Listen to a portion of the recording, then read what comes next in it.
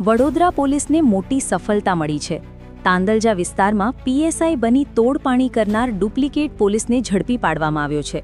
આરોપી મુબીન સોદાગર પોતે PSI MI સોદાગર હોવાનું કહી લોકોમાં રોફ ઝાડતો હતો। મળેલી માહિતીના આધારે વડોદરા પોલીસના સ્પેશિયલ ઓપરેશન ગ્રુપે ઝમઝમ ટાવર પાસે આવેલા અલ કબીર બંગલોઝમાં દરોડો પાડ્યો હતો।